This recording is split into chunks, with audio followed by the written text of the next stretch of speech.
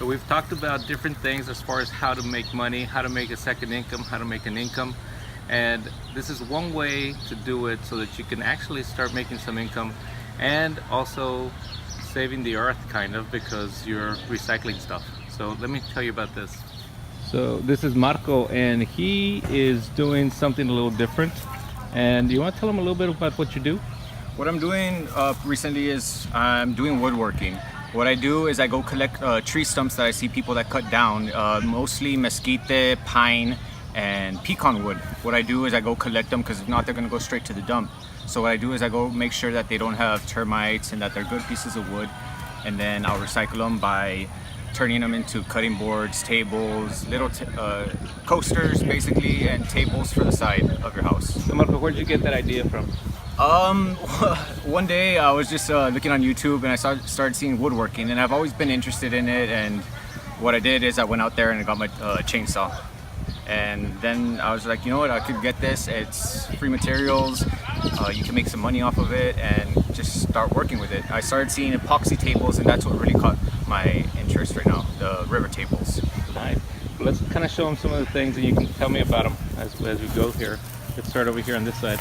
Okay, well, this is one of my first projects over here. It is a cutting board with an epoxy serving table. This top has a thick epoxy layer. It took 3 coats to do this. You have to make sure you do it properly, and so that way the epoxy will stick to the wood and it'll stick to the other epoxies. This side is the epoxy layer. It's a serving platter. Over here is the cutting board side.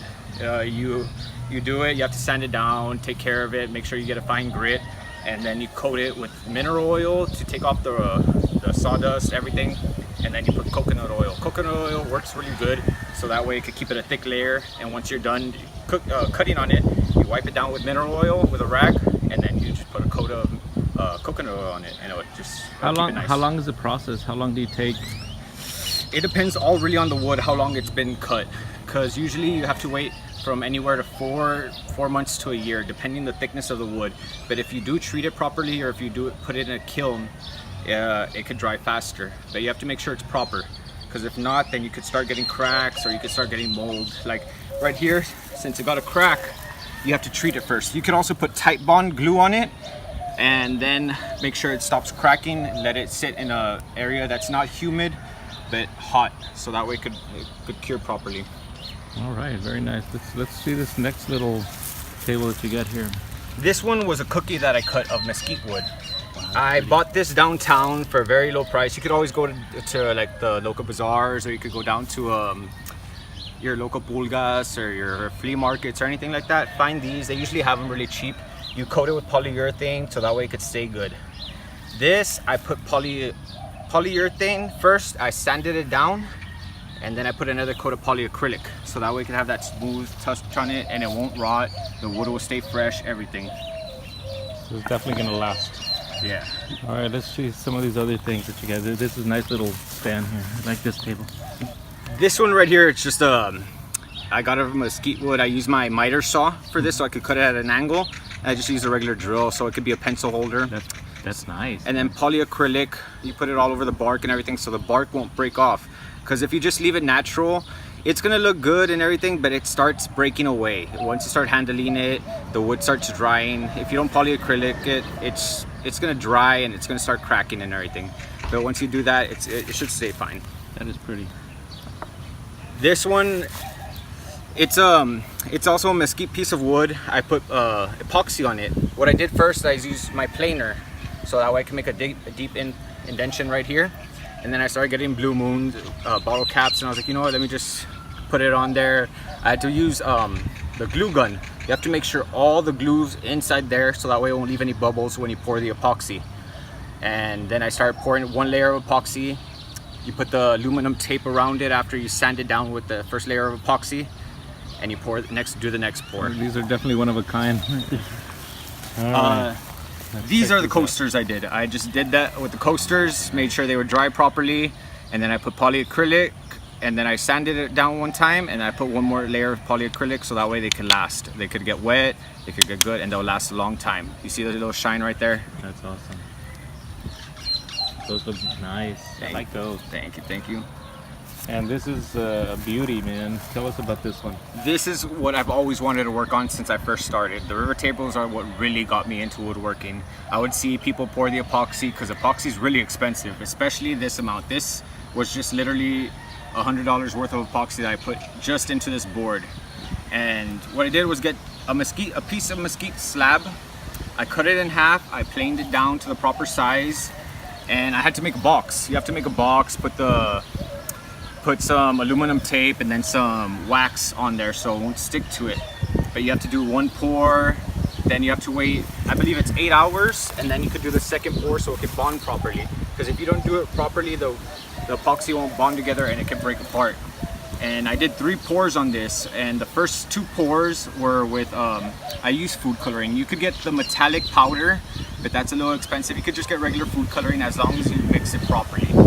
I put a kind of a ocean blue to it so that way it can have a little river table feel to it. And I put some river rocks in there that you have to clean properly, because if you don't clean them right, then there's going to be a lot of dust and things that float to the top. And make sure when you're doing it, you see the little bubbles on there, you get a torch. But you just go over it lightly, over 5 or 6 inches above it, so you can pop all the bubbles. Because if not, then it's going to leave the bubbles. It's not going to look good at all. So you have to make sure you do it properly. This is mesquite wood. The bottom part, it's a pecan wood.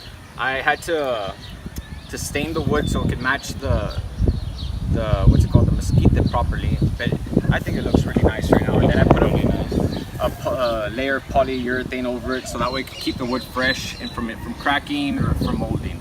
It's good. It's a high price. This thing is going to be a pretty penny. A lot of people charge for this. I've seen people charge around $600 to $800. I'm only charging $350 because it's realistic. I'm getting the wood for free. I'm recycling the wood, making sure it goes properly, and I'm only doing my materials and my time into this. And I think $350 is a fair price for this. That's nice. So it's nice prices. And then finally you have, these are some mesquite that I cut down with a job that they actually hired me at a bank, because they had to they're making a new section to a bank in the back. So they're like, okay, if you want to cut this, and they paid me just a small amount just for cutting it, but I get to keep the wood. So this, I had to cut it down, make it into it's just some stumps you could sit on around the fire pit and everything. It looks good. I had to sand it down, take off all the bark. Because if you don't take off the bark when you pour polyacrylic, or let's say if you're going to use epoxy with the bark, it's going to make a lot of bubbles. There's going to be a lot of air holes, and you have to make sure you're keeping an eye on it. this would be awesome at the ranch, around the fire. You know, especially now it's Easter time. Yeah. People would love to be sitting around just enjoying everything there. Very nice.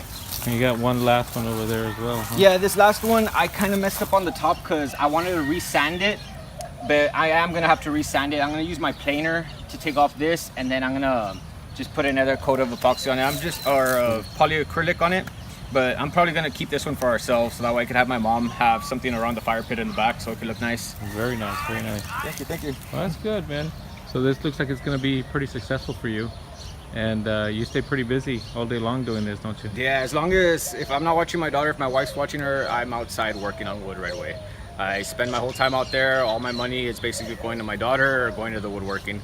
And that's where I put everything into, all my effort, everything. All right, Marco, thank you so much for your time, man. I appreciate it. And for everybody out there, you can take something that you would think would be something to throw away and make something beautiful out of it. And this is beautiful work, man. Thank you. Good job. Thank you.